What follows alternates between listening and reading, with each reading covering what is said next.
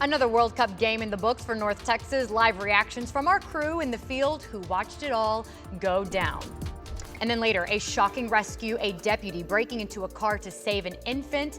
We have those details. But first, a still developing story for you this afternoon. A helicopter is down in Parker County. Officials say the helicopter had landed at a private airstrip near Springtown.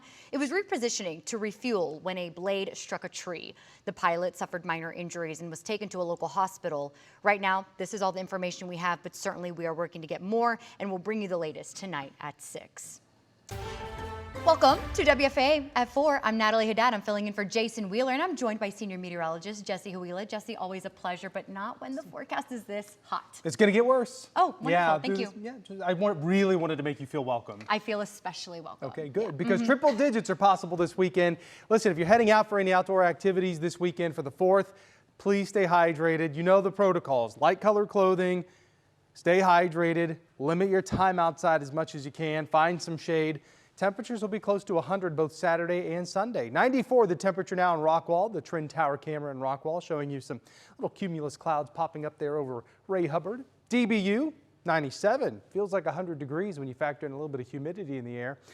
We've been telling you that the higher chance to see a shower or thunderstorm in the afternoon is East Texas and east of the Dallas-Fort Worth area. That's what we're seeing right now. Just some spotty rain from Clarksville over to Texarkana down to Linden. We'll keep that chance in there for the next several hours. That will just fade away once the sun sets. We're dry tonight. Mostly clear to partly cloudy skies tonight. We start the 4th off quiet yet again. Watch though. Let me take you through 3 o'clock. We go east of the Metroplex. Yet again, another chance for these pop-up showers and thunderstorms, primarily east of Dallas. So the 4th of July forecast, Saturday, we'll keep that 10% coverage. Sunday, same idea. Yes, 99 Saturday, 100 degrees on Sunday. Natalie, it's going to be hot. Oh, well, it is July. Well, a lot of people also traveling this July weekend. Here are the TSA wait times for DFW. Not looking too bad. Not a lot going on, which is certainly good news if you have a flight here in the next few hours. And your parking wait, also not too terrible either, showing 18 minutes. Okay, it could be a little better, but what do we expect on a holiday weekend? Certainly the roads hopefully are looking just as good. Hi, Stacia. Hey, Natalie. So 4th of July travel, not as heavy today as it was yesterday, as a lot of folks have the day off from work, but you can expect those getaway drivers to still be heading out until at least 7 p.m. And then tomorrow, more traffic between 10 and 2, although traffic overall will be relatively light along Saturday, July 4th, and then Sunday, July 5th, that's another big one. If you plan on traveling Saturday or Sunday, it's better to leave after 3 on Saturday and before noon on Sunday. The earlier you can leave on Sunday, the better. You're going to see a lot of folks heading back. Checking out what's happening right now. Central Expressway northbound at Mockingbird, you have an accident there. Looks like they have that exit ramp currently blocked off as a result of that collision.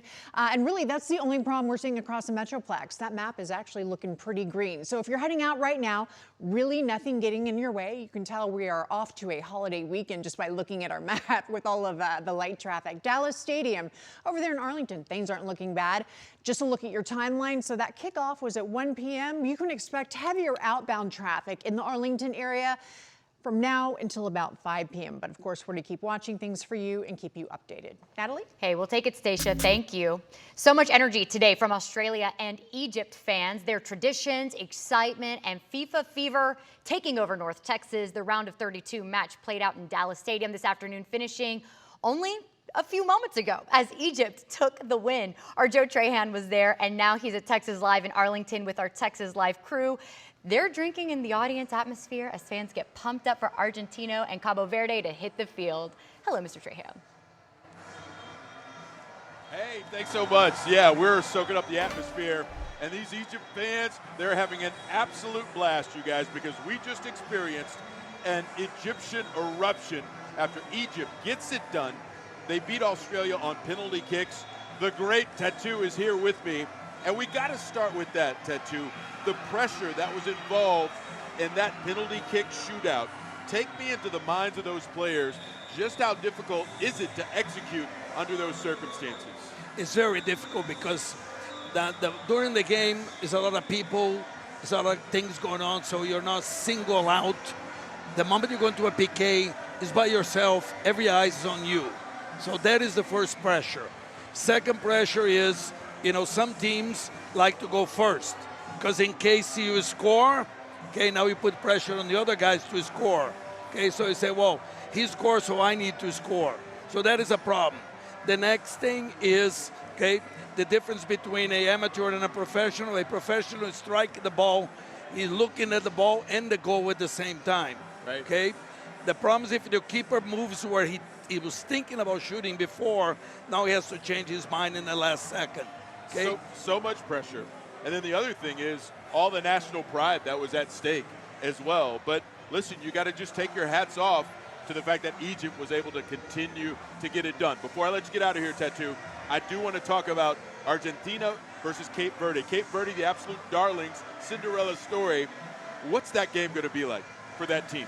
well, they're in a dream. They cannot wake up. If they wake up in the middle of the game, it can be ugly. So they have to minimize the space.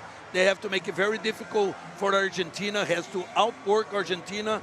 They have to pay attention on Messi, okay, and they have to compound the space. If they do that, I think they have a chance.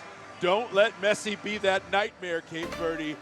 Stay asleep as long as you can so we can keep this thing interesting. Speaking of, we want to get into our Sean Giggy now because he got a chance to catch up with FIFA fans to get their thoughts on the 4th of July. Hey, Giggs.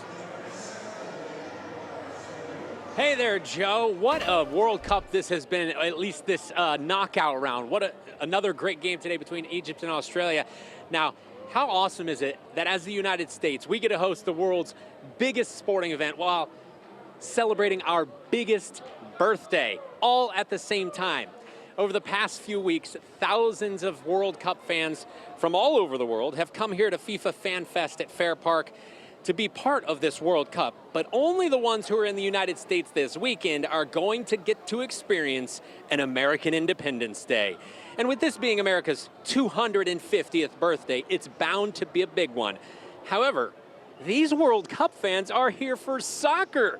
So do they even have any idea the significance of tomorrow here in the USA? Tomorrow's a big day here in this country. You know what that is? Yeah, it's Thanksgiving Day. Thanks. There we go. I get the points. Are you aware of what tomorrow is here in the United States? Yes. What is it? The Independence Day for America. 4th of July, What does that mean? the Independence Day. Now, following the conclusion of the final match tonight, they will be setting off fireworks here at FIFA Fan Fest in Dallas. Now, there will be no additional celebration. That is replacing the usual Fair Park 4th. So if you've come out here in the past, know that there is no Fair Park 4th, just the celebration tonight. Now, those international fans who do know what is happening this weekend, do they plan on joining in on the celebration? If so, how? Well, those are questions we will answer coming up at 6.